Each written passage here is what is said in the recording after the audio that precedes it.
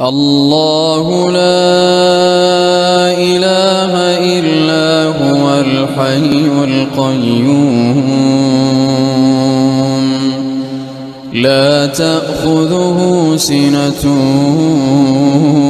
ولا نوم له ما في السماوات وما في الأرض من ذا الذي يشفع عنده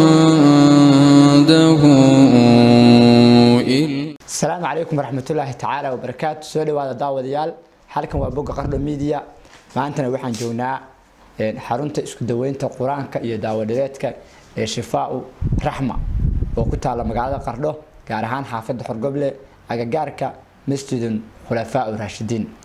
xaruntan hadii aan idmo waxyaalaha ay daweynayso waxa kamid ah sixirka, ilcaynta, jinka, suuxdinta, umusibiyaanka, gaaska, aada wareerka, qarasfaalka, himad la'aanta ragga, xoojinta raganimada, caruurta isku kaasha, galaha, infectionka, baabasiirka, caga ololka joogtada ah, gaaska, suuxdinta joogtada ah, gaaska, samboorka, madax xanuunka joogtada ah iyo xanuuno kale oo aad u fara badan oo aan halkan lagu soo koobi karin ayaa xaruntan hadii alla idmo daweynaysa. iyo sidoo kale xarunta waxa ka helaysa quraan saar joogto ah. waxay leedahay xarun si joogto ah dadka quraanka loogu saaro, raguna gelin bay leeyihiin, dumarkana gelin bay leeyihiin. sidoo kale xarunta Shifaa Rahma waxaad ka helaysaan dawooyinka gadaalka muuqda. tan oo kale waa dawada jinka. dawooyinka dhan meesha yaala mid kasta xanuun ayay daweysaa.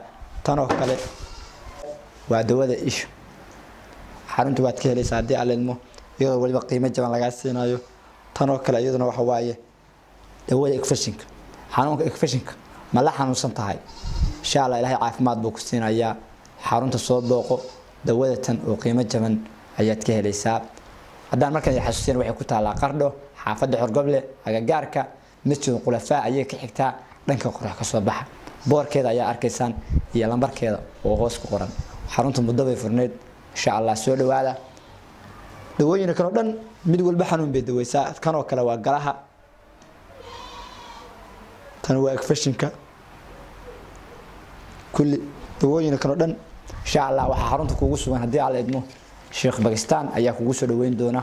marka daawadayaal muuqaalkan haduu ku soo gaaro si share garay asxaabtan la wadaago. dad xarunta daneynaya ayaa jira marka si uga faa'iideystaan lambarka lagala soo xiriirayo Sheekh hadii alla idmo meesha ayuu ku qoran yahay hoos. lambarkiisu waa 07 70 46 ebershan waa 07 70 46 ebershan. khayr lahayn siiyo balanteena waa idinku ku xirnaada oo soo booqda xarunta isku daweynta quraanka iyo daawadheedka ee Shifaa Rahma iyo Qardho xaafadda Xorgoble agagaarka Masjidul Khulafaa Rashidin.